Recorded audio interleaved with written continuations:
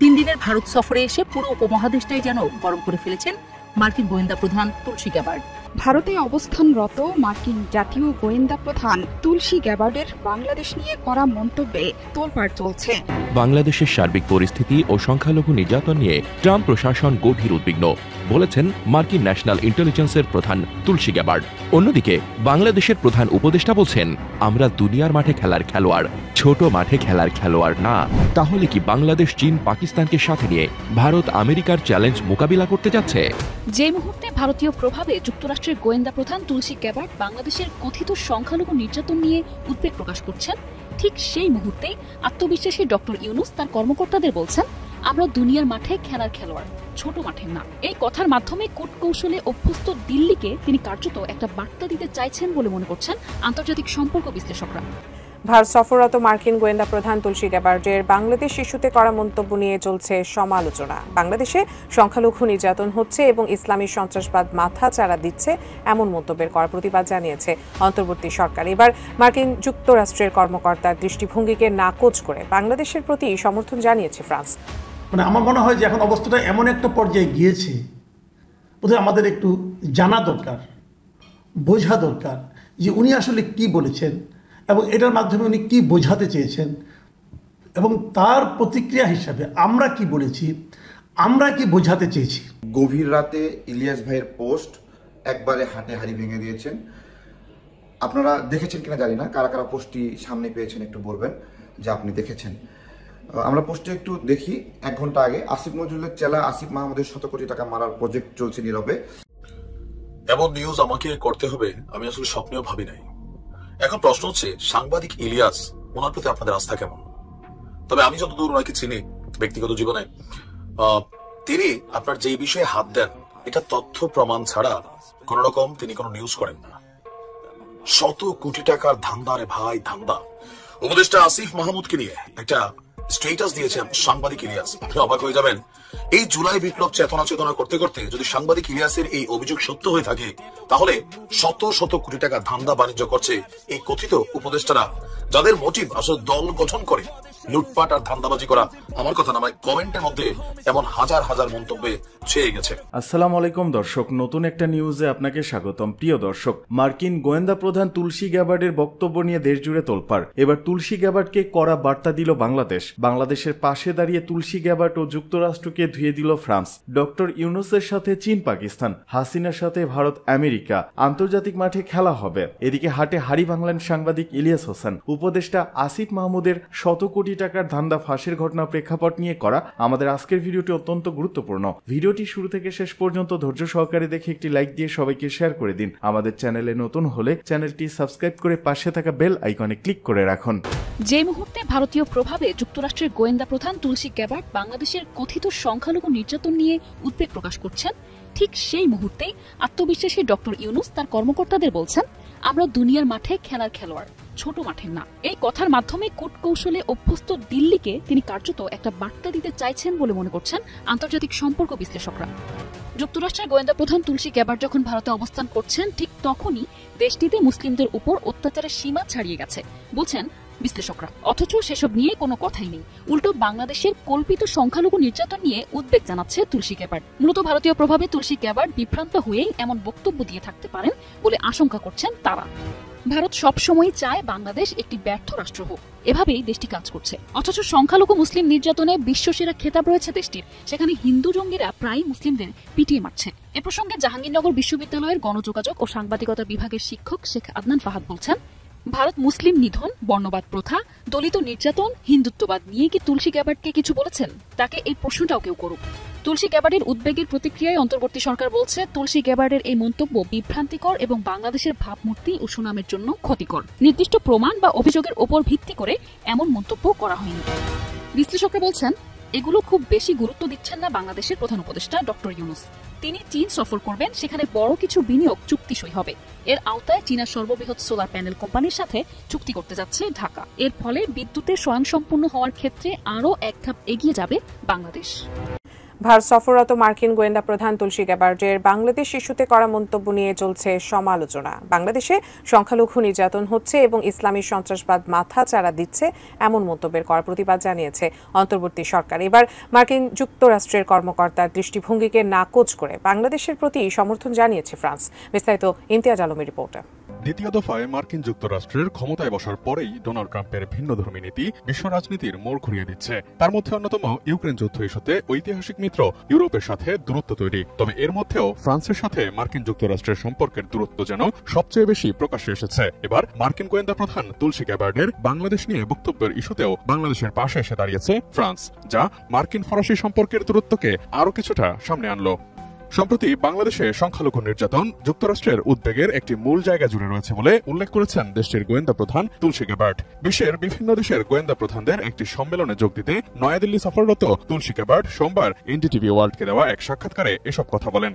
যুক্তরাষ্ট্রের president Donald ট্রাম্পের প্রশাসন সারা বিশ্বে ইসলামপন্থী সন্ত্রাসবাদের উপর নজর রাখছে এবং একে পরাজিত করতে প্রতিশ্রুতিবদ্ধ বলে জানিয়েছেন তুলসী গ্যাবার্ড। এর মাধ্যমে বাংলাদেশে ইসলামপন্থী সন্ত্রাসবাদ মাথাচাড়া দিচ্ছে এমন ইঙ্গিতই করেছেন মার্কিন এই শীর্ষ কর্মকর্তা। একই সাথে ভারতের প্রধানমন্ত্রী নরেন্দ্র মোদী ও যুক্তরাষ্ট্রের প্রেসিডেন্ট ডোনাল্ড ট্রাম্প খুব ভালো বন্ধু এবং তারা অভিন্ন লক্ষ্যসমূহ অর্জনের উপর আলোকপাত করছেন বলে তুলসী গ্যাবার্ডের এমন মন্তব্য বাংলাদেশের উপর একটি বাড়তি চাপের ইঙ্গিত। অবশ্য রাতেই করা বিবৃতির মাধ্যমে তুলসী গ্যাবার্ডের এমন মন্তব্যের প্রতিবাদ জানিয়েছে অন্তর্বর্তীকালীন সরকার। এক বিবৃতির মাধ্যমে অন্তর্বর্তীকালীন সরকার বলেছে, বাংলাদেশে ধর্মীয় সংখ্যালঘুদের নিপীড়ন ও হত্যা করা হচ্ছে বলে তুলসী গ্যাবার্ডের অভিযোগকে বাংলাদেশ গভীর উদ্বেগ ও হতাশার সঙ্গে লক্ষ্য করেছে।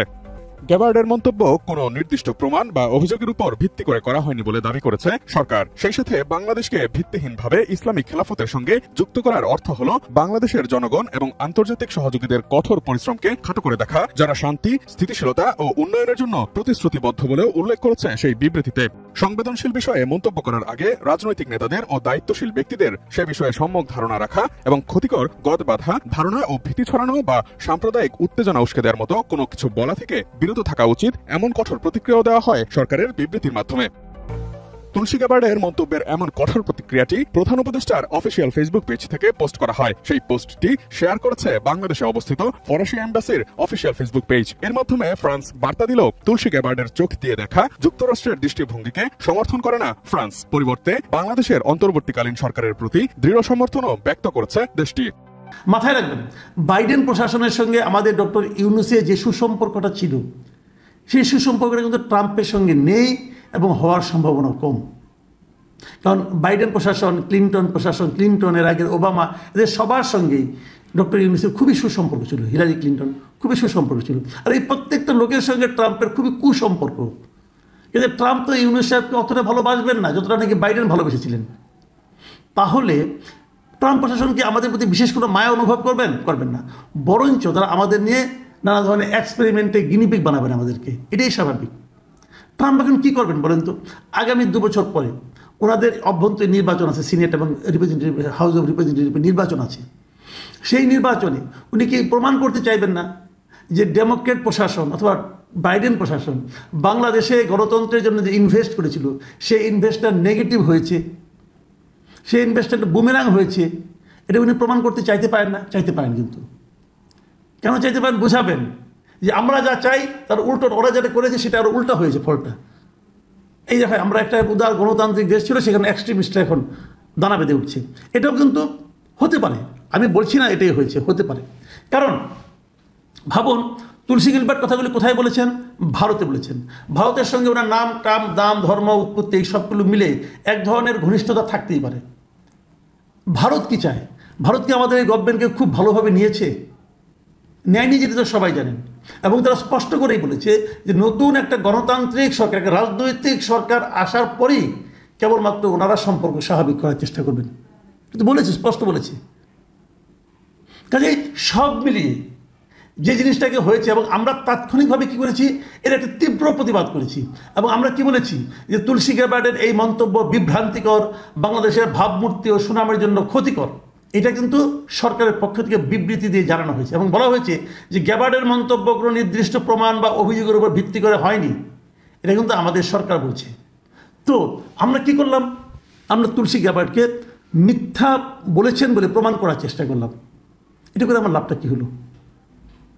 আমি ধরে নিচ্ছি, আমি বুঝতে পারছি তুলসী গ্যাবার্ড যা বলেছেন এটা হয়তো অন্যভাবে মতলবী একটা প্রশ্নের কারণে উনি বলেছেন, অথবা এমনও হতে পারে উনি এভাবে সরাসরি বুঝেন নাই, অথবা একটা অন্যভাবে বলেছেন, অথবা সরাসরি মানে একদম আমাদেরকে ব্লেম করেন নাই, অথবা ভুলও তো বলতে পারেন, সবই হতে পারে।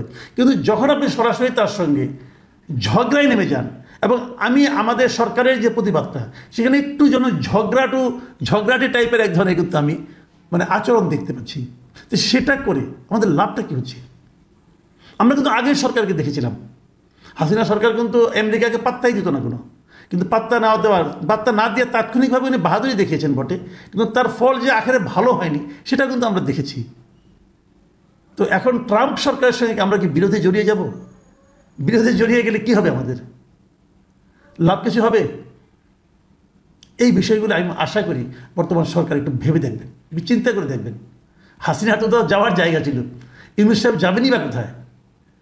এগুলো কিন্তু চিন্তা করতে হবে, বিষয়গুলো ডিপ্লোম্যাটিক্যালি হ্যান্ডেল করা দরকার।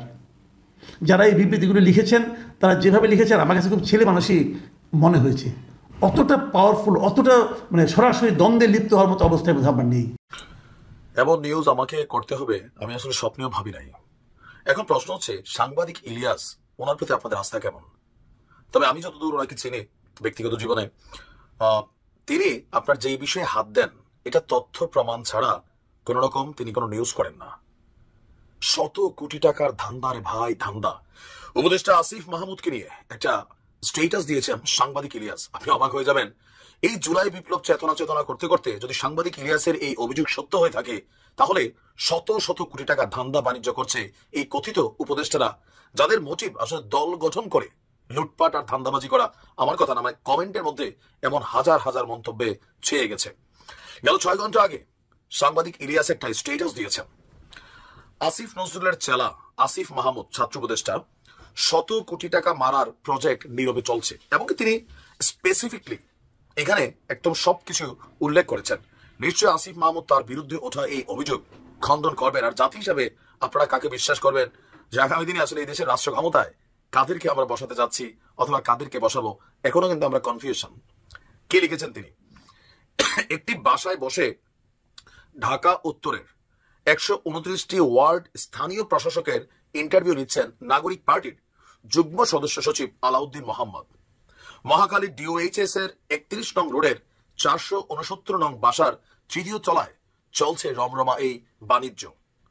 সর্বশেষ ইন্টারভিউ সহ লেনদেনগুলো বৈষম্য বিরোধীর আবু সাঈদ লিয়ন, যে আসিফ মাহমুদের ক্যাশিয়ার, সে এই টাকাগুলোকে ডিল করে। নাগরিক কমিটির যুগ্ম সদস্য সচিব ঢাবি শিক্ষার্থী লুৎফুর, যে কিনা ছাত্র অধিকার পরিষদের একজন নারী নেত্রীকে ধর্ষণের অভিযোগে গ্রেপ্তারও হয়েছিল। ধর্ষণের অভিযোগে অভিযুক্ত লুৎফুর এই ভাইবা নেওয়ার সময় নাগরিক কমিটির প্রতিনিধি হিসাবে সেখানে উপস্থিত ছিল। 15 মার্চ দুপুর 11টার পর থেকে আপনার এই ইন্টারভিউ শুরু হয়।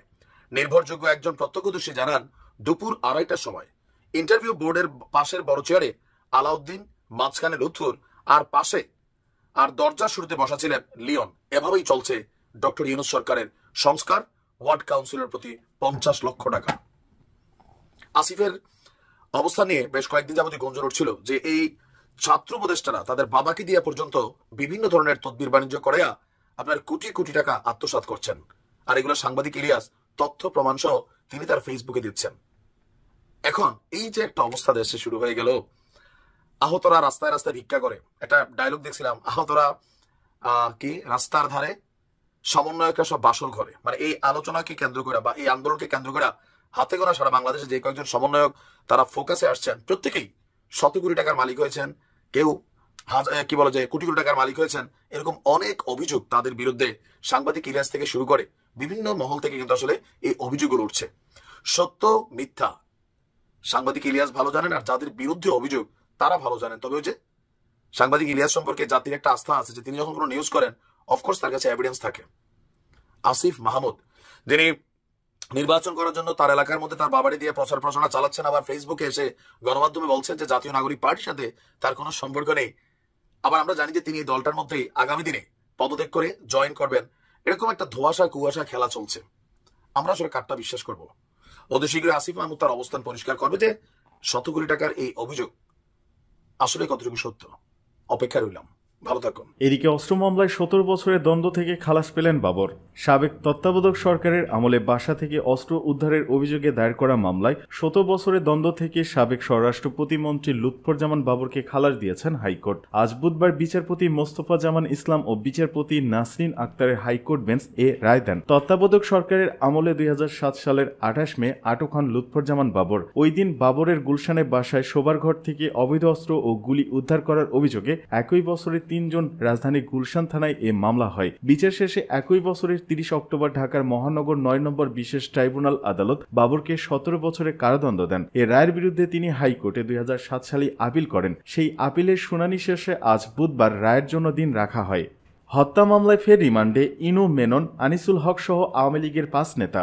হত্যা মামলায় সাবেক মন্ত্রী হাসানুল হক ইনু, রাশেদ খান মেনন, আনিসুল হক সহ আওয়ামী লীগের 5 হেভিওয়েট নেতাকে বিভিন্ন মেয়াদে ফের রিমান্ড মঞ্জুর করেছেন আদালত। অন্যরা হলেন দীপুমণি ও সাবেক সংসদ সদস্য সাদেক খান। আজ বুধবার ঢাকার মেট্রোপলিটন ম্যাজিস্ট্রেট শাহিন রেজার আদালত শুনানি শেষে রিমান্ডের আদেশ দেন। বৈষম্য বিরোধী ছাত্র আন্দোলনের সময় রাজধানীর যাত্রাবাড়িতে গুলিতে ওবায়দুল ইসলাম নিহতের মামলায় হাসানুল হক ইনু, রাশেদ খান মেনন, দীপুমণিকে 4 দিনের রিমান্ড দিয়েছেন আদালত।